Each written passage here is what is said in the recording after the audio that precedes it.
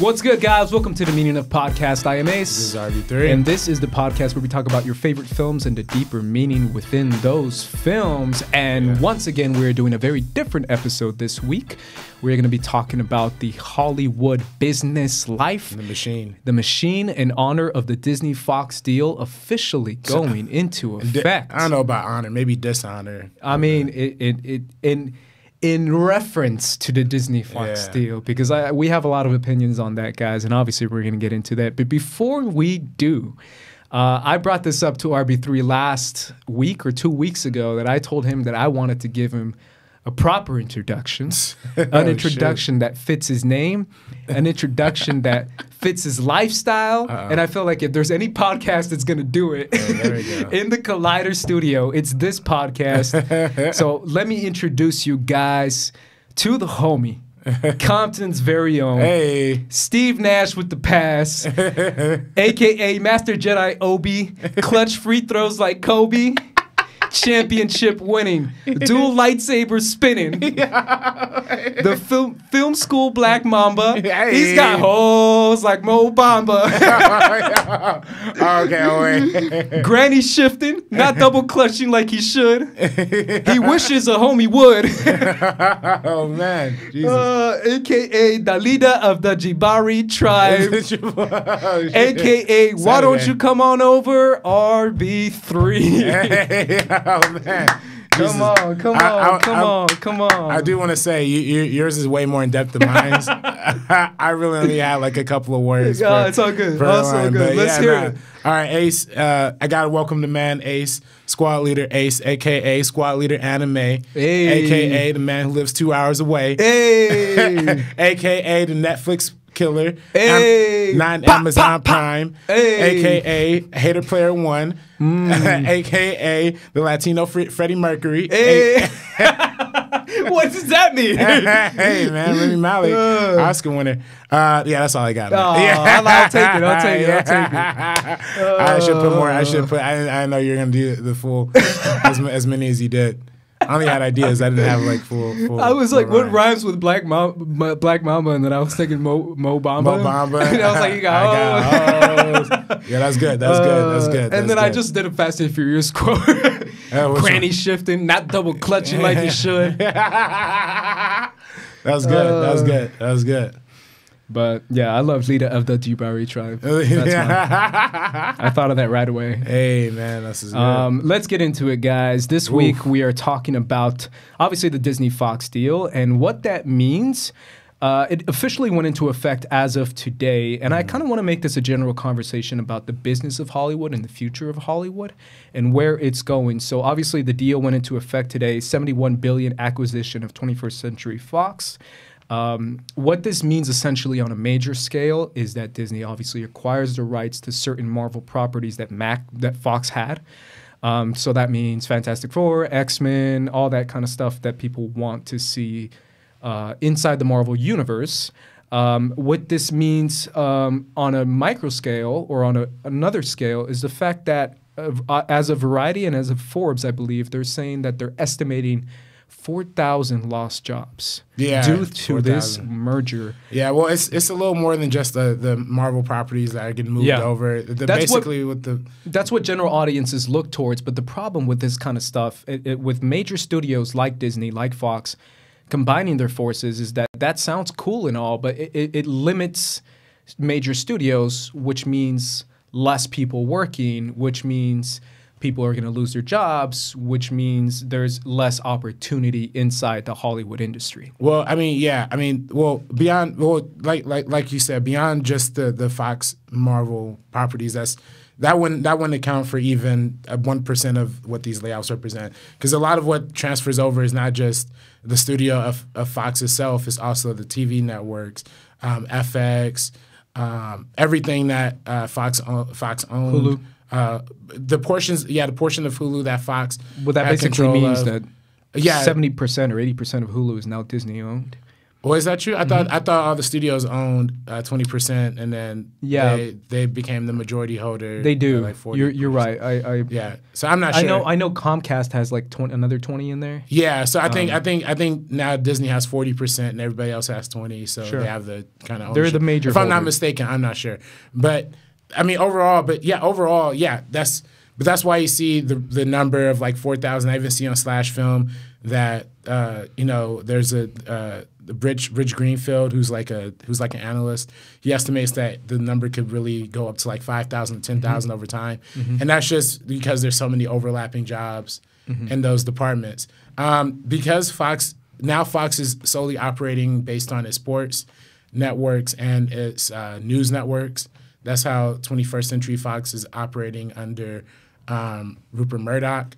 But now Disney controls the entirety of the 20th Century Fox film library, the entirety of Fox-owned, certain sections of Fox-owned television, and certain sections of, like we said, external ownerships that Fox held, like Hulu, all this stuff. And honestly, this is not really a good thing, man. It's not, and it's one of those things where it's one of those things where I can understand people looking at it at a macro level, looking at it at a general movie-going audience sort of level, and seeing it as like, oh, cool, X-Men. But on a real level, what it does is it really makes giant corporations, mega corporations like Disney, even more powerful. And that may sound like whatever, but what that does is, like I said before, it's loss of jobs, but it's not only loss of jobs, it's loss of opportunity that people have. And it's one of those things when you work in the industry and you have a script or you have a production company or whatever it is, you go to these major studios to hopefully find some sort of help. And what that does is it limits one portion of that studio. It takes away that opportunity to shop your script around or get a job at another production company, because now Disney owns more of it and they're going to get their own people to do that. It's not going to allow other people to come in. It's basically the click culture of Hollywood is getting even more cliquish. Yeah, I mean, well, that's why a lot of people are looking to outside studios, outside of the major studios. And most, Fox wasn't producing much original content before this merger. The only original piece that they had was the Avatar original like movie being turned into a franchise. But at that point, that couldn't even be saved. I don't know if Cameron was aware of this merger. I know Cameron had to deal with Disney to do the Disneyland parks that were Pandora inspired for Avatar. But I don't know if Fox was anticipating those assets being transferred over, or if those assets would help save their company or save their brand, or if Disney was in on it the entire time. We just never know. But we do see that the Avatar movies have moved their release dates according to the Star Wars movies as well too. So there was probably communication, but overall there isn't a lot of original franchise, a lot of original movies that come out of either of these studios. But now that the reduction has been cut so deeper. I mean, Disney used to own Miramax. Disney used to own used to do Touchstone Pictures, where they made adult content, original content, script from filmmakers, scripts from that actually had a development process. Now a lot of the Disney products are either exported out, or not exported out, but taken from outside companies like Marvel, Pixar, Disney Animation. It's all acquisitions. Yeah, and or their development is in-house, where they just take their old cartoons and repurpose them into live action. Fox has probably the most storied history of any studio in Hollywood. They're one of the original Big Four. Warner. I mean, the Warner Brothers. Well, yeah, Warner. I mean, Warner, of course, and then of course, Warner. And Disney. Yeah, but you're right. Fox is one of the goats. The original, one of the originals. One of the Fox, OGs. Fox. Yeah. It was Fox. It was RKO. It was like you said, Warner, and it was Paramount. Yeah. And this is, I mean, we just see Disney. Disney didn't come until way later, into the 40s and the 50s. And now we're seeing this relatively new company just come in and swoop out this gigantic piece of film history.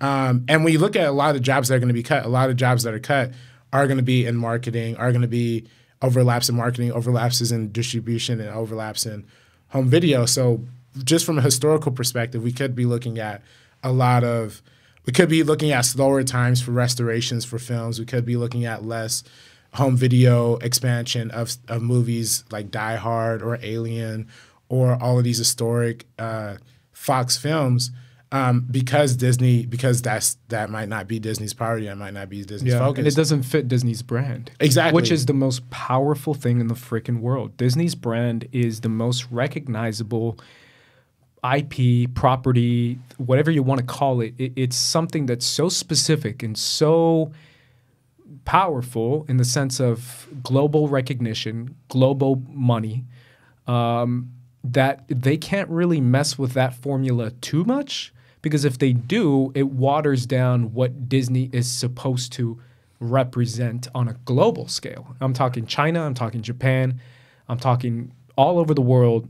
Disney represents certain things with their parks, with their merchandising, with their product, with their logo. And essentially it's a class on branding 101, because when it comes to logo, how you represent the Disney logo, how you represent the Disney brand, it's very specific, and there's actually rules to follow as far as how you represent Disney as a whole. It has like no smoking in their movies or something like that. But so all this stuff kind of entails, and I also wanted to bring it into another conversation, because last summer AT&T acquired Warner Media, which is another huge merger, and this also kind of touches on vertical integration, which is dangerous, because that basically means that they're in charge of production and distribution. Oh yeah, that was the original concern. That's what the government is supposed to protect us from. But when you have all that money, it doesn't matter. I mean, the government actually made that decision back in 1954 with the Paramount decision that was intended to break up.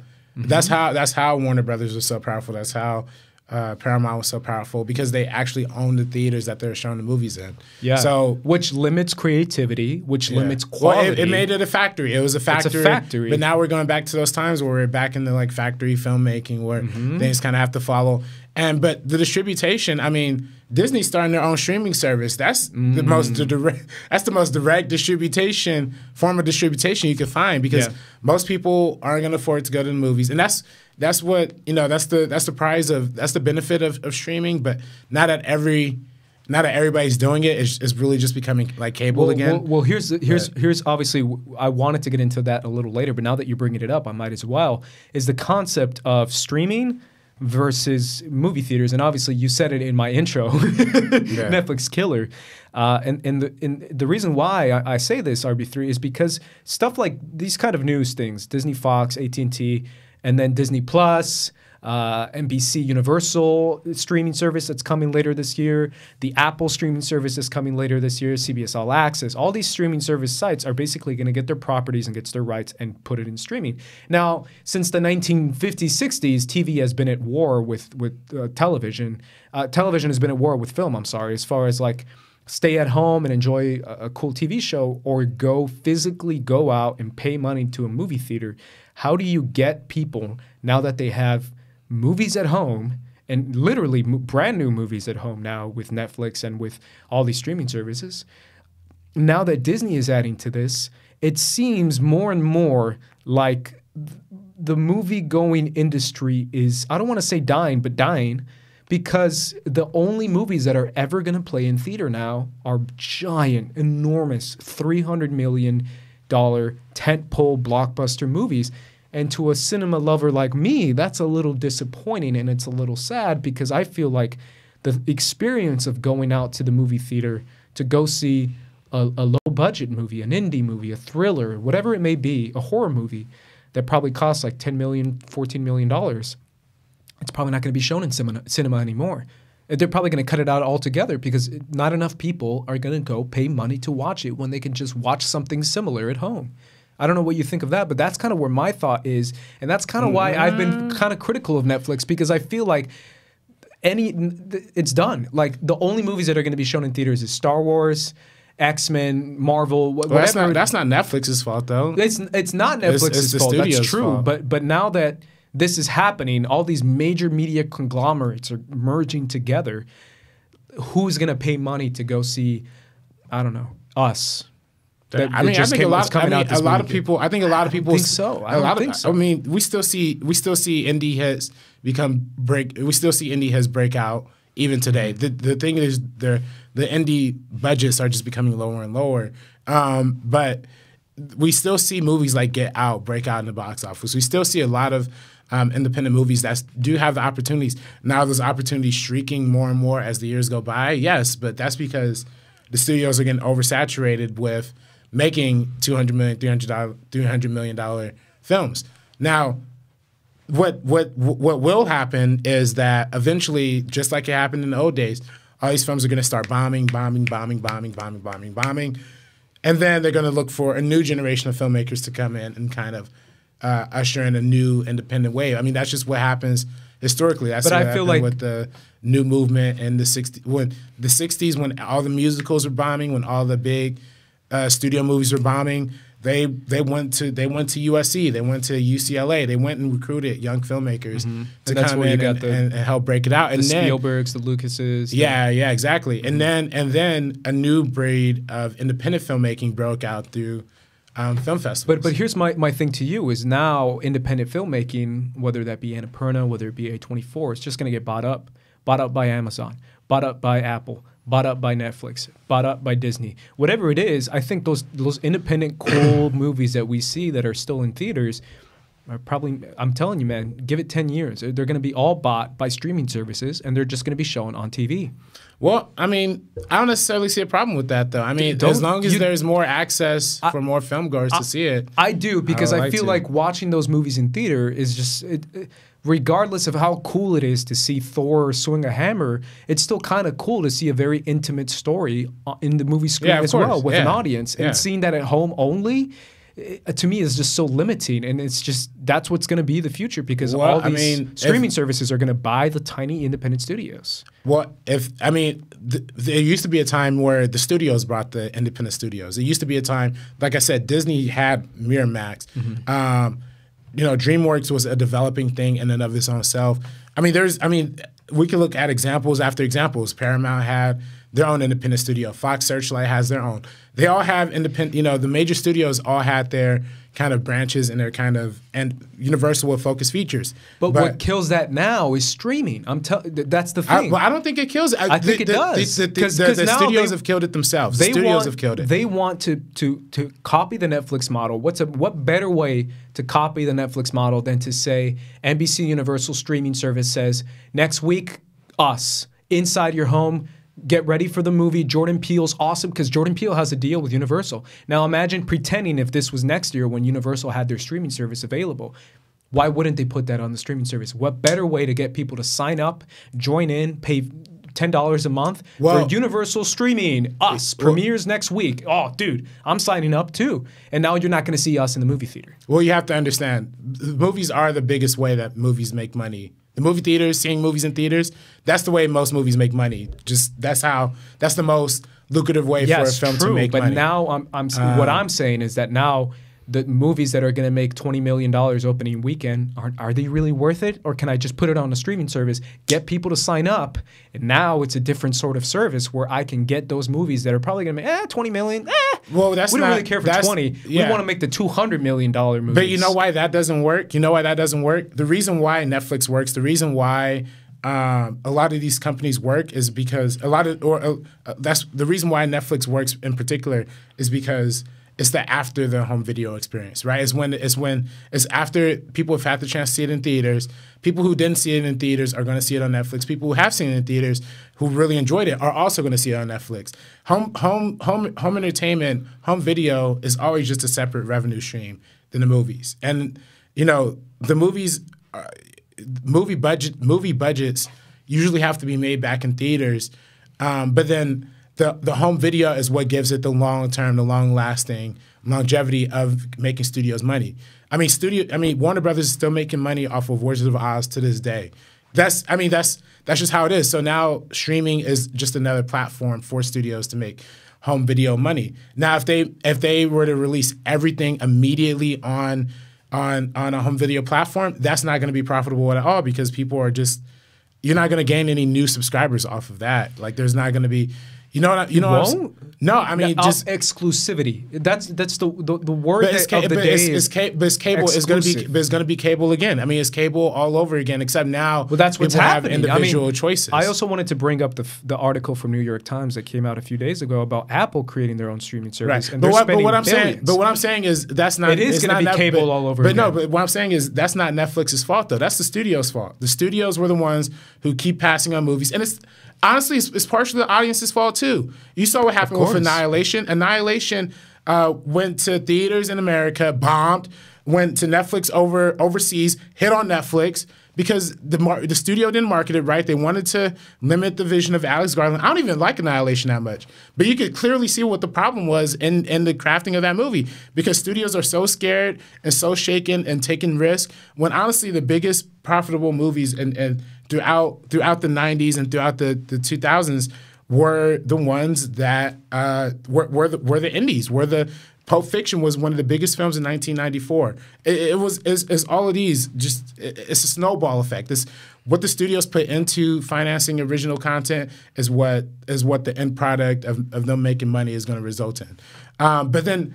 Listen, if you look at the way the movies are structured now, it's really kind of similar to the way that we look at kind of government representation overall. Like it's the divide between the rich and the poor, the divide between the high budget, the super high budget movies, super low budget movies. It's just getting wider and wider and wider. Yeah, but the irony when the economy is great, there's usually a great bevy of movies. What the irony with that is the fact that the massive, big budget, huge blockbuster movies are the ones that the general poor people go to see because that's the two movies they go see. You see what I'm saying? Like if I'm a poor guy and I have two movies to see this year, or like I'm going to go see Infinity War and I'm going to go see Star Wars Episode 9. Those are my two. You see what I'm saying? The big budget movies are catered towards a general movie-going audience that are poorer in the sense of class. Yeah. So the irony is that the indie, small, independent, quiet movies about a poor kid in Compton or something, whatever it is, the irony is that a poor kid from Compton probably won't go see it because he's going to go see Black Panther or go see Infinity War or go see Star Wars. But wouldn't you rather have him have the access to be able to see that movie on Netflix than rather just not see it at all? That's true, but here's my counter to that. Now. Let me go to this Forbes article about Netflix and the fact that Netflix is burning through cash so quickly, and the fact that now that these new studios, especially 2019 and also 2020, are getting back their rights. Whatever is on Netflix now that's Disney is going to be off. Whatever is on Disney, it's Universal, off. Anything that's any of these major corporations are going to take their content off Netflix, and Netflix is still going to spend a lot of money to make movies. Obviously, this is what they keep doing. But now I'm starting to find into effect that the streaming services, Disney Plus is one, and then the Apple streaming service is trying to get other people to sign up. And now the irony of streaming was sold to you like cut the cord and join streaming, pay Netflix, and that's your entertainment system for your family. And now the irony is that there's so many options, and $10 a month, $10 a month, $10 a month, that you're paying $100 a month. Yeah, that it's going to be ridiculous. That you're going to have to pick and choose what to see. Is what I'm saying with that is that all these options, right? This free market approach sounds good, but at the same time, if I'm someone who doesn't have a lot of money and I have a family, I don't want to pay $100 a month. I'm not going to do that. Yeah. So I'm going to pick one or two of these streaming services that has a limited effect on it. So you would say that maybe they could see it on Netflix, but now I don't know. Well, because they're going to be paying for Netflix, Disney Plus, NBC Universal. Whatever. But I think most people would keep Netflix over going to an NBC Universal, or I'd even say probably over Disney Plus, honestly. But here's the thing. How much content on Netflix is original properties that have an audience, and how much content on Netflix is acquisitions? It's still 80-20. It's still 80% acquisitions, 20% original. Nah, but they're flooding the market. But that people like. No, I'm talking Stranger Things. No way. Listen, I'll say this. I've never went to somebody's house and watched Netflix and they've been like, I got to put on Black Panther. I got to put on. They always either put on an original Netflix stand-up show, an original Netflix comedy, an original Netflix Stranger Things, or That's not what the Netflix numbers will tell you, though. The Netflix numbers will tell you they don't release the numbers. They don't release the numbers. But they said the #1 watch show on Netflix is The Office and Friends, 2 properties that have nothing to do with Netflix. Those are the 2 biggest shows on Netflix that the majority of people watch. Right. You see what I'm saying? Right there, those rights would be gone. The original properties, I really feel like people are obviously, you're right. They don't really release the numbers, but something like, what was that show called? Once Upon a Time? Not Once Upon a Time. Our Time of Our Lives. Time of Our Lives. It just got canceled. I never heard it. Came out last week in Netflix. Was as the world. It was like something like that. Netflix cancels. Netflix just canceled a show that Twitter blew up. That they love this show. I mean, Twitter's always going to blow up when Netflix cancels something. One day at a time. So they canceled One Day at a Time. And there is this feedback saying, hey, Netflix, you suck. Why'd you cancel my favorite show? And Netflix genuinely responded and said, hey, not enough people watched this damn show. We had to cut the damn show because not enough people watched it. It didn't warrant enough for our production budget because we have a production budget. That's how it works. Yeah. If not enough people watch your show, and I ask you, RB3, what is Netflix's original show that everyone watches? House of Cards. House of Cards is off the air. Well, watches now? Now. Stranger Things. Stranger Things. That's it. That's it. Nah, I mean, there's a ton of them. I mean, but that's the thing. That's why Netflix is as successful as it is because they manage to target different audiences for different stuff. Sure. Their comedy collection is by far the finest comedy collection of in the world. You're talking about stand-up? Stand-up comedy. Okay. Stand-up comedy. But is that a lot of people watch stand-up? 100%. They have entire sections dedicated to it. They have, for your consideration, billboards all over town. And not to mention the prestige film goers that they're now appealing to. We see Roma. We see The Irishman that they're going after. They're making enough original content to appeal to so many different audiences. Even Martin's fighting The Irishman with Netflix right now. He wants it in theaters first week. Okay, cool. And Netflix is like, nah. Well, they're fighting. They're not fighting. They put out a trailer that says it's going to be in theaters. They said Netflix and theaters in the trailer. How wide is it going to go? Doesn't matter. I mean, most people are. You think? Honestly, do you think most people are going to see The Irishman opening weekend? Do you think people are going to line up to see Robert De Niro, Al Pacino if you weren't born after 1980? That's kind of true. You know what I mean? That's what I'm saying. Netflix gives a platform to these films that no other studio would give a platform to. Here's what the Forbes article mentions as well. It mentions CBS All Access, Hulu, Starz, Amazon Prime, look how far, Showtime, HBO Now. CBS All Access is the biggest flop of any streaming service ever so far.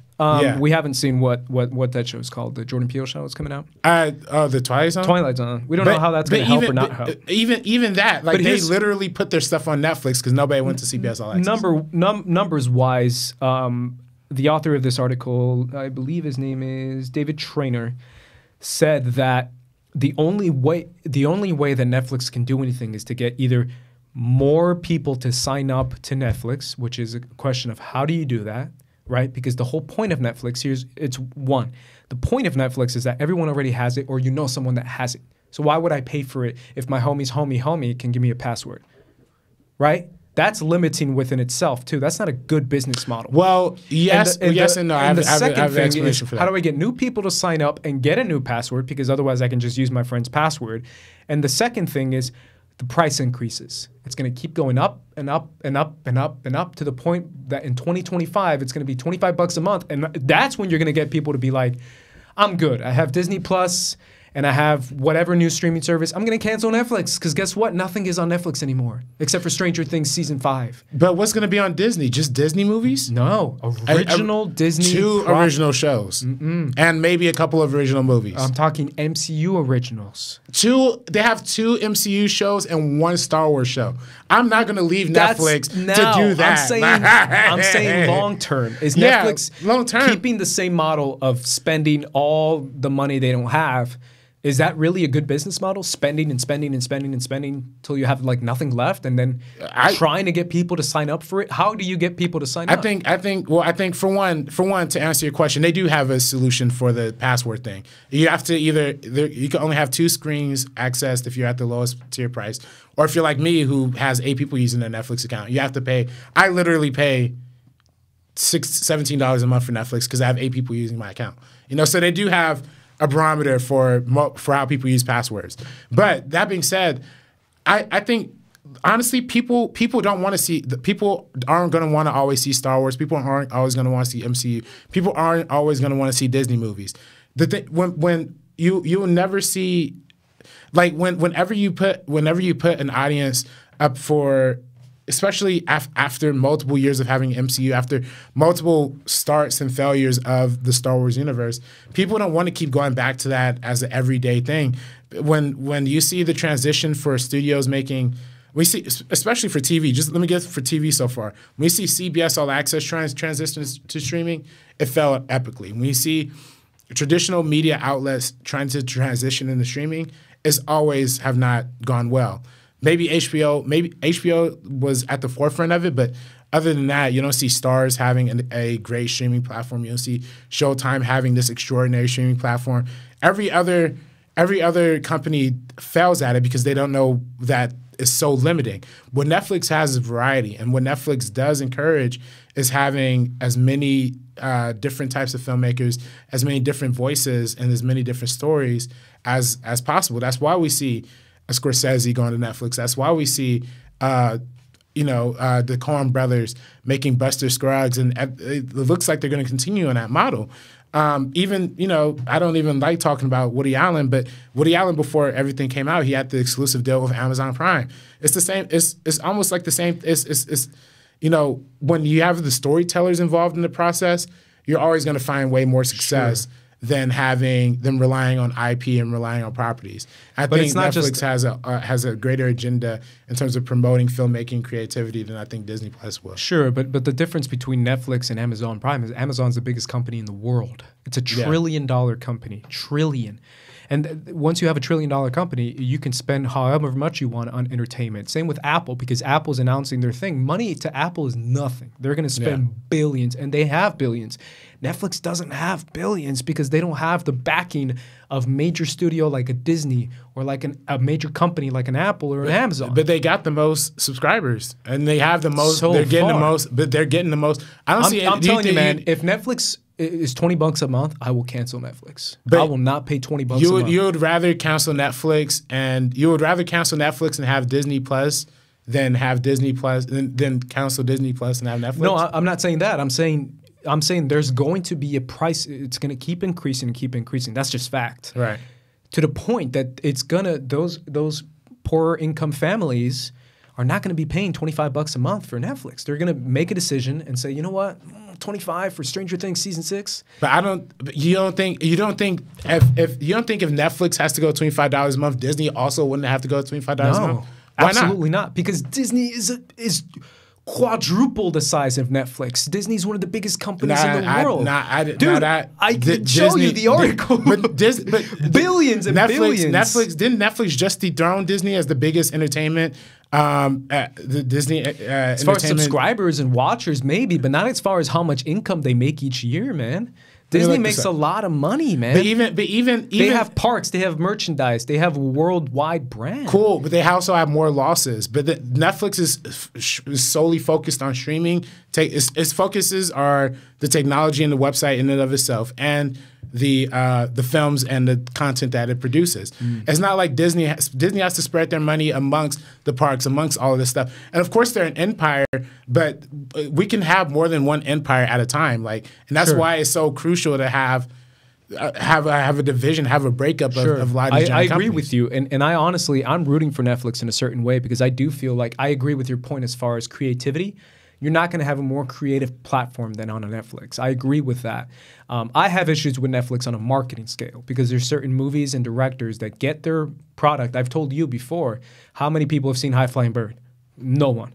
You see what I'm saying? Like there's certain movies that come out where you're like, this is good. Yes and no. Yes and no. Yes and no. But the thing with Netflix, there's an algorithm that they incorporate to that. I also want to bring up the fact that I read a nice article from Motherboard where they talked about how Netflix is really kind of saving the anime genre, which I found fascinating, that they have direct relations with Japan.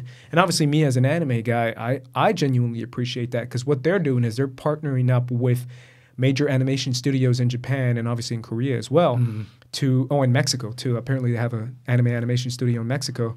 To, in a way, save the anime genre, because apparently in Japan it's ridiculous that they're paying animators like pennies to make the most complex anime sequences, because anime is expensive, and that's something that a lot of people don't know. Obviously, the Great Gap of Attack on Titan is one of the best examples as far as how everyone wanted to see a second season, and they had to wait 4.5 years to get a season for Attack on Titan. Right. So that is their way of saying, the way we're going to compete with Disney is to make stuff that Disney doesn't want to make. Anime, for example. Disney will make the kid-friendly, kid-going app where your 6-year-old, 7-year-old, 8-year-old can go on and have fun, where Netflix is doubling down on very dark, very complex, anti-hero characters, very dramatic, actual artistic versions of anime, of series, of movies, like a Scorsese, for example. Like a Scorsese can't make a movie on Disney Plus. Like, he just can't. Yeah. There's no way, because Scorsese is going to have 50, 100 F-bombs and like blood and guts. Like, that's not going to happen. So I really like what Netflix is doing in that sense, as far as like they want to bring out the creativity and they want to go a little darker, for lack of a better term. And also, here's my other point. The fact is Netflix model, the problem with the Netflix model, in my opinion, is not necessarily the fact that they're working with the filmmakers. It's the fact that they have no boundaries, which is good, but in a way bad, in the sense of Martin Scorsese, for example. Like my buddy was telling me, he's like, oh, I saw a cool Netflix movie the other day. It looks kind of cheap. And I was like, no, bro, that movie costs like $150 million. Like, all their movies are super expensive, like production budget wise. Like that Martin Scorsese Irishman movie is like apparently $300 million movie. Like, stuff like that. When you hear that stuff, you're like, yo, they gave this dude $100 million to make an indie movie that would probably make 20 mil in the theater. Their production budget is crazy, is all I'm saying. But it's just I think that's dope. Man. I think it's dope too. I agree, but I just don't know if it's a successful business model to work 20 years from now, where you can keep spending $300 million, $400 million. Who cares? Well, it's, like I said, it's all about the back catalog, and that's how, like I said, that's how most studios make their money. That's how Fox was making the majority of their money. But when you don't have, when you have a catalog that's going to end up including Scorsese, we have a catalog that's going to end up including, and listen, honestly, if Disney has this majority ownership of Hulu, you're gonna see a squeeze coming out of all other films that are not Fox or Disney related too. So a lot of those Scorsese movies that Fox didn't produce, or a lot of those other movies that Fox didn't have business with, you might see a lot of those movies end up falling on Netflix, or you'll see a lot of those filmmakers following their way to Netflix, because Disney and the other 3 major companies out there are just not going to do it. But in terms of the question earlier of Netflix, in May of 2018, like, Netflix had just surpassed Disney for having the most capital. And 152 billion. Now that things are a little different now with the Disney merger, so there's not like exact numbers. But yeah, the market capitalization for Netflix was at 152 as to Disney's 151 back in like May of last year. But to that being said, though, does Netflix have more streams of revenue? Sure. Way more. Yeah, that's where Disney. That's why Disney has survived as long as it survived. However, I think what Netflix has done that's much smarter than any other. What Disney has done as much smarter than any other.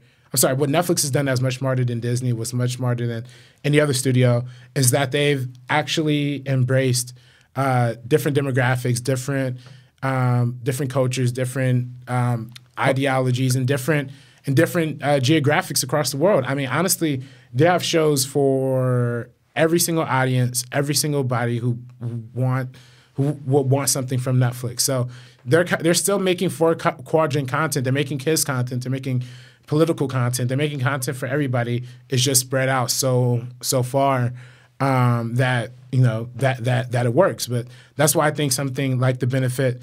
I mean, you never know. One day Netflix might just end up becoming like the YouTube of original content. Like, they might just have like so much stuff there that you won't even be able to consume it all. You can't even keep up with Netflix content now. So there's stuff for everybody on But there. you think that's good?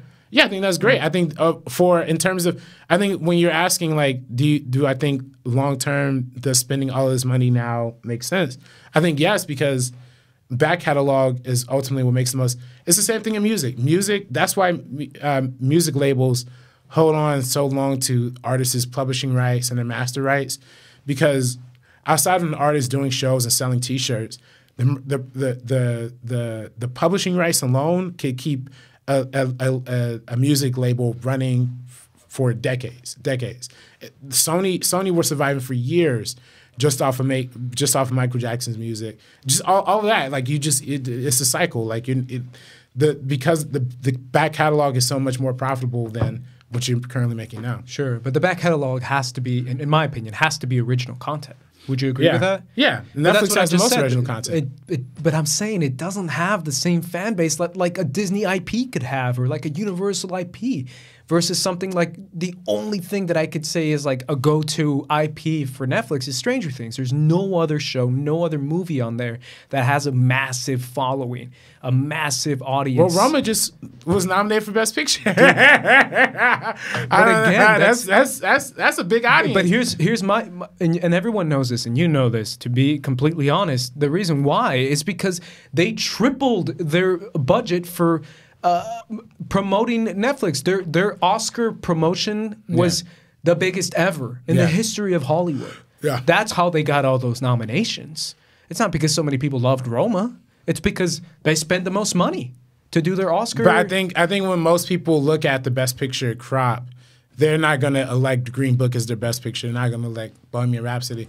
If anything, at least from what I saw on Twitter, maybe I have a skewed Twitter perspective, but if anything, I saw everybody rooting for Roma. Just even my Twitter too. Yeah, so they clearly have the film. They have the film fan base with them already. The Irishman is going to get a lot of people in who love film.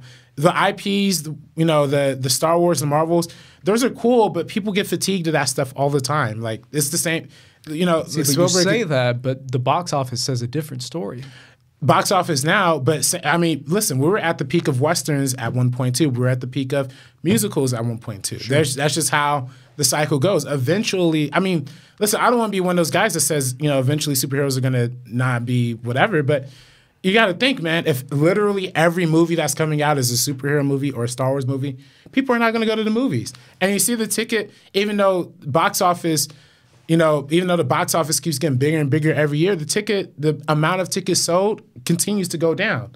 And the prices continue to go up. So that's why people aren't going to the theaters. It's not Netflix's fault. Well, the fault. reason the prices are going up is because they're not selling as much. Yes, because people are bored by the fucking movies that we're putting out. But at the same, okay, that's true. But I'm saying it's going to get worse with more streaming services. The more you add streaming services, and the more, like I said, I can really imagine a world where Universal is going to say, "Hey, come join our new app, Universal Stream, whatever," and Jordan Peele's new movie is going to premiere on there, only exclusively on this app. You're gonna get people to sign up, or whatever new show, new movie, where now the theater going experiences is only superhero movies and only giant blockbusters, because Amazon Prime and Apple Stream and Netflix and all these major streaming services are buying up independent, smaller budget movies. $20 million budget movies, $10 million budget movies are now only streaming movies, and you're never going to see them in movie theaters ever again. But what do you think happens like when we get to the only superheroes in Star Wars? Like, what do you think is going to... Because I clearly think when we only get to that point, people are just going to stop going. Like, I think theaters are going to get shut down. I think technology is going to have a huge effect. I think like every movie is going to be like an IMAX or something to make people pay more for the ticket prices. It's just going to be a weird world, a world that I don't like. Yeah, I don't think that's going to happen, man. Really? I mean, we just see throughout history that every time we see a dump through Hollywood, where Hollywood gets into its factory bag in the 20s and the 50s and the 80s, and I think now, where we're in now, every time the Hollywood gets into the factory bag, people don't stop caring, people check out, and then they eventually go back to the more RC content. They eventually go back to wanting more narrative-driven instead of technology-driven things. Sure. And I think as soon as Hollywood figures out a way to bring the ticket prices down, as soon as Hollywood figures out a way to make more of these films accessible to people. And when Hollywood figures out a way to not but they're going away from that. They're not doing that. They're copying Netflix. But they want to get people to stay at home. But don't you? But this is what I'm saying though. Like after the superhero craze is over, they're not gonna not make movies anymore. They're not gonna not have theaters anymore. The theaters is always gonna be a thing. That's always gonna be a mainstay. That's what makes cinema its distinct thing, you know? So there's always, like, in studios, I mean, not studios, theaters make money in their own rights off of concessions, off of that. So they're always going to have a motivation to stay open. The studios have to figure out a way, and like I said before, the way most studios make money, the most money that they make is from theatrical release, initially at least, to pay back the investors and to pay back. Long term. What about ancillary rights? Toys, T-shirts, merchandise. Well, yeah, I mean that's a separate thing. Triple. I'm talking about the movie industry, just the movie industry. The movie industry, in terms of how a movie makes money, the most money a movie's going to make is through through the theatrical release. The home video release is going to make money for them long term, but short term, how the money they use to pay back their investors all comes theatrically. And so that's why it's going to be so crucial to see how the studios proceed going forward, because if they continue to keep making the same generic superhero, Marvel, Star Wars, blockbuster movies, then eventually people are going to stop going to the theaters. And the deciding factor is going to be, do they stop making movies altogether, or do they go back to making more original content, or they go back to making more filmmaker-driven stories? And I think in the future we're going to go back to having more filmmaker-driven stories. I don't think they're ever going to stop making movies. I agree with you, but I don't think they're going to be shown in theaters. There's theaters will always have. I think theaters will always have a motivation to stay up, because we have more theaters now than any point in history. We have more theaters now than any point in history, but the smallest movie-going audience in any point in history. So theaters are making hand over fist. AMC, hand over fist. That's why they're cool with throwing out this little AMC A-list bullshit, because they're making hand over fist over popcorn, over concessions. They know people aren't going to come to AMC. You know, they're not like me. Yeah, exactly. Buy anything. You might as well spend $5 more on popcorn. The size of your hand. And then they know it's like crack cocaine with the rewards and everything like that. So people, the AMC's making a grip, Regal's making a grip. They're always going to have a motivation to stay open. And I think where we would get into dangerous territory is if the theaters started opening, or if the studios started opening their own theaters. That's where we get back into the vertical integration, the Paramount decision, all that kind of stuff again. But I think to some extent we do need some way to break up these giant companies too. Now we do need a way to break up the. But they're not breaking up; they're getting bigger. Literally, Disney Fox merger. It's the whole point of this conversation. That's why we need better politicians, man. That's what I'm saying. I agree with you, because I do feel like this is dangerous. It sounds like a good thing, but it is very dangerous on a economic level, I guess, and on a Hollywood industry sort of level. Let me bring up another conversation to kind of close this out. There's a great article written by your homegirl on The Guardian, Amy Nicholson. Hey. She wrote this a couple months ago, and it really stuck with me. And I kind of had this conversation with my parents about what I like to call, and this is something I termed and I coined as far as like what I feel like Hollywood is going to, is the Blumhouse effect. Now, the Blumhouse effect is what I like to say, where someone like a Jason Blum obviously has the Blumhouse studio, but now what he's starting to realize, and what I was talking to my parents about, is the fact that now people like a Jason Blum, someone who can make movies and produce movies and greenlight movies, is now getting to the point, and there's a great the Hollywood Roundtable with him that came out, I believe, last year or 2 years ago. The year Get Out was nominated. Is incredibly fascinating, because he's talking with Amy Pascal, he's talking with major Hollywood producers, and he's basically screaming at them, just saying, hey, you're an idiot, just spend less money. He's basically screaming at their faces, just telling them that the Blumhouse model is just give directors, give filmmakers nothing. Give them like a nothing budget, and you're not risking enough. The whole concept of risk and reward, the concept of business itself. And that sounds good, because you're giving younger, different demographic people more opportunities to make movies. But the problem with that is now someone like a Jordan Peele, someone like an Ari Aster, who would probably get a cool $30 million from Miramax 10 years ago is only getting 10 million to make his movie. Or like a Jordan Peele, who's an experienced veteran inside the Hollywood industry, only got like, what, $2 million for Get Out? Get Out, yeah. Like, it's stuff like that. It sounds good, but the problem with that kind of stuff is that you hear stories from filmmakers like Guillermo del Toro, who pitches and pitches and pitches and pitches like a madman, like 20 different projects that he's pitched before, and he's talked about it on a very open public scale. And everyone says, no, we're good, man. Really? I have an Oscar? No, we're good. I've made all these great movies. Nah, we're going to just pay this 25-year-old kid to make a small budget movie. We're going to give him $5 million, and he's going to make a movie that's going to make the same amount of money that you would make. And guess what? It's true. It works. All that little money is going smaller and smaller and smaller. I told my friend, I'm like, what's one of the best movies of the year that a lot of people liked? Searching. How much did Searching cost, bro? Oh, yeah, Searching. I just watched that the other day. It was good, that's what I'm saying. Like, people are like, the reason why producers and studios keep doing this is because it works. It works. It works. They're like, let's give it 10 million. Nah, make it 8 million. You know what? Make it 5. You know what?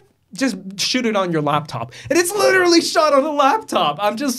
I get upset with that because in Amy Nicholson's article, she says the year of 1999, the film of 1999, and she goes through it and she says 1999 is one of the great years of film. Obviously, it gave us The Matrix, it gave us all these great movies, but when she goes and breaks down the difference between these directors, she says Paul Thomas Anderson was given $37 million to make Magnolia. David O. Russell was given $47 million to make his Gulf War movie. Even Spike Jonze, a music video director with 0 film credits to his name, Being John Malkovich. Being John Malkovich came out in 1999. He was given $13 million. And she goes down the list and she says, when you compare these budgets and these directors and these filmmakers, these cinema guys, making these creative, quirky, weird movies like a Magnolia or like a Being John Malkovich, giving these production budgets, and you compare them to the directors now, where that's the exact same budget that Guillermo del Toro was given for Shape of Water, $13 million. Like, that to me is baffling because it shows that Hollywood is bringing the price down to the point where you're paying this kid out of his mom's basement $20 to make a movie now. Like, that's to the point we're getting. Yeah. And I think that's dangerous because I feel like that's really limiting the effect of making movies. Costs money, and now they're like, we're not going to pay you that much money. We're going to go with this other kid who's taking $200 to well, make I don't think it's a matter of paying money. I think it's a matter of movies are getting much cheaper to make too. I mean, that's also taken into account. Probably back in the day, as a future filmmaker. But no. Well, yeah. I mean, it's going to cost $20 million to make this, and they're going to be like, nah, bro, we'll give you 5. You're going to be like, these are separate issues. They're separate issues. There's one issue of like what a studio is willing to invest, and there's another issue of what a movie actually costs. A lot of times back in the old days when we talk about something like a Being John Malkovich back in 1999, of course the budget was $13 million because they had to spend $7 million shooting it on film, getting the film processed, editing the film, printing the film. That was half their budget right there, basically. And not to mention the limited access to equipment, limited access to stuff, and then the more time it will take in between takes or in between, things because they have to keep changing film canisters, they have to keep buying materials, whereas digital things are a lot. That's part of it too. But he also, Fight Club, Matrix, these directors like a Fincher or like the Wachowskis, giving the opportunity, given the budget necessary that's what I'm saying. They're separate issues. Movie. But they're separate issues. This is what I'm saying. Like, whereas the Matrix now would be like all like green screen bullshit. The Matrix now is John Wick. That's what the Matrix is now. That's where we see a modern day Matrix because that's what John Wick presents is what is just plain simple what people want. When you present people with a big budget auteur film, when you present people with a Valerian, they don't give a fuck. When you present people with Alita Battle Angel, they don't give a fuck. But when you give somebody a Star Wars, when you give somebody a Last Jedi, so you're saying it's IP? Yes, it's IP, but that's a separate issue. What I'm saying is that like when I think there's two things here. I think when we're talking about movies getting cheaper, like I said, cheaper production budgets are a big factor as to why you can make a cheaper movie. Why Jordan Peele can make a $2 million Get Out and it looks like something that in the 90s would have cost $30 million is because it's a lot cheaper to do it. And also the strategy of spending less on paying talent, but then having more back end also can lead to a more lucrative opportunity for creators like Jordan Peele, for actors like Daniel Kaluuya. So in some hands, those are the benefits of what cutting costs can actually mean for the repercussions of the filmmakers and the artists and the creators.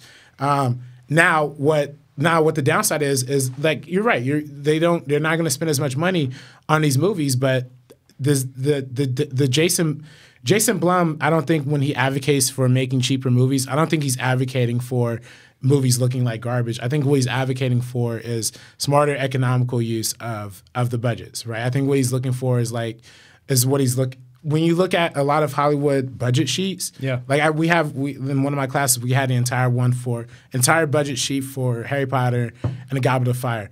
Most of that movie was accounting, administrative, all of these like different departments. And what Blum is doing is like kind of streamlining that to make it more efficient.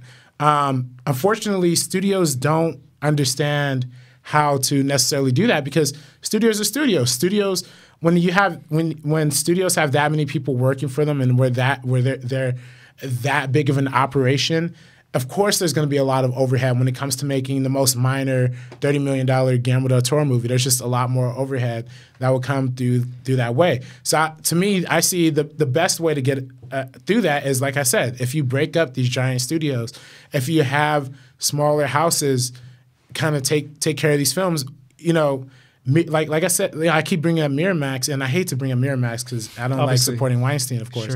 But just looking at their business model back then too, they spent a lot less money on their films too. They spent a lot less money. Pulp Fiction was an indie movie. All these movies were indie movies. And they spent a lot less money on their movies as compared to what the big studios were spending on their movies. But they had just as high quality, if not higher quality, filmmaking in terms of the look, in terms of the aesthetic. And,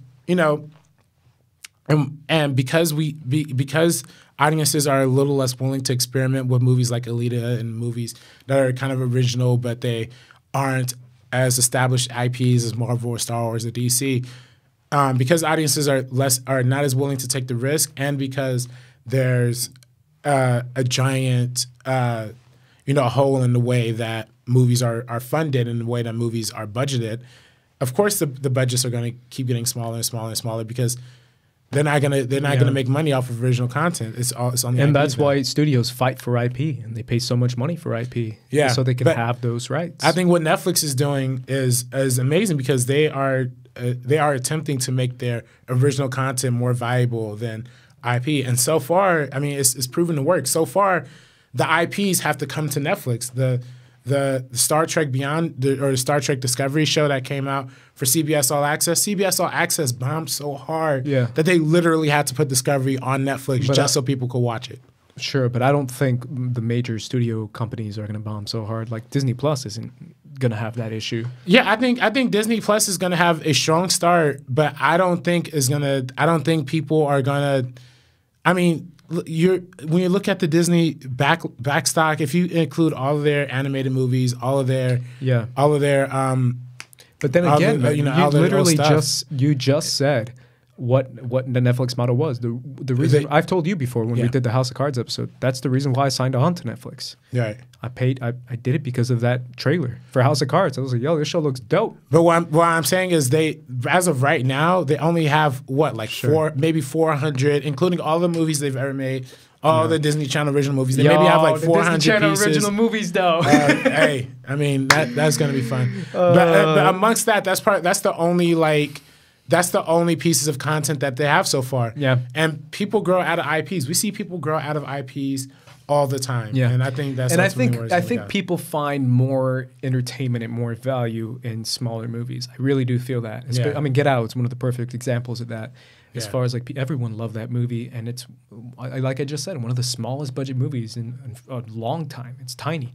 But yeah, I mean, it's a lot to digest. I just really thought it was an interesting conversation to have, and obviously, as someone who's a future filmmaker, I'm telling you, I'm a studio head, you're a filmmaker, and you pitch me an awesome movie about like two gangs fighting each other, and I'm gonna be like, yo, that sounds freaking dope. Can you do it for $500,000? Yeah, I mean, and you're gonna be like, bro. what? The first action scene is going to cost $1 million or $2 million or $5 million, and you're pitching it to me, and I'm going to be like, yeah, but can you make it for $500,000? Yeah. Well, whose fault is that, though? And you're like, but what about my action scene? And they're going to be like, figure it out, man. Figure it out. Whose fault is that? Whose fault is that? The major studios. Yep. The stuff that we're seeing now. That's why this Disney-Fox merger, I'm telling you guys, I can't believe we agree on this, but I guess we agree on it, is not a good thing. It's really not. Disney acquiring Fox limits creativity, limits growth, limits jobs, limits all this kind of stuff that we want to see in Hollywood. And it's, I don't know. I feel like this day is sort of disappointing because of what's going on now. And as someone who... There's going to be 4,000 people. 4,000 people losing their jobs. And on top of that, like I said before, people coming into this damn city not being able to find a job. It's just going to get... It's going to be 4,000 more people on the job market now. It is. Now I have to face people who are like former Disney employees who worked on like really cool shit. And I'm just a no-name kid who's trying to make it into the industry. So, yeah, either way, guys, hopefully you guys enjoyed this conversation. At least the X-Men are joining the MCU. Again, is that again because of Kevin Feige and all this stuff? It sounds cool, but at the same time, you know what happens if different studios had different rights to different characters? You get variety. Yeah, and that's you why get different types of movies. If you want everything to be the same and to taste like the MCU and to be like the MCU and to look like, is that a good thing? I don't know. And I love the MCU. The DC movies are looking like the MCU. But that's what I'm saying. Either way, guys, hopefully you guys enjoyed this conversation. Let us know in the comments down below. Or if you're listening to us on Collider Factory, head on over to First Cut, our YouTube channel, subscribe, and let us know in the comments what you thought of this episode. And absolutely come to First Cut. We are in desperate need of subscribers. Yes, we are. We could actually be making hand over fist money. We get about 20,000 watch minutes of people watching the shows or whatever.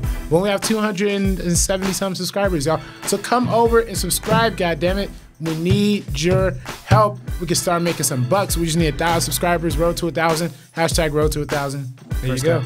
All right, guys. And SoundCloud as well. SoundCloud? Yes. For the Meaning of Podcast, I'm Ace. This is RB3. And we are peacing out. Peace out, guys.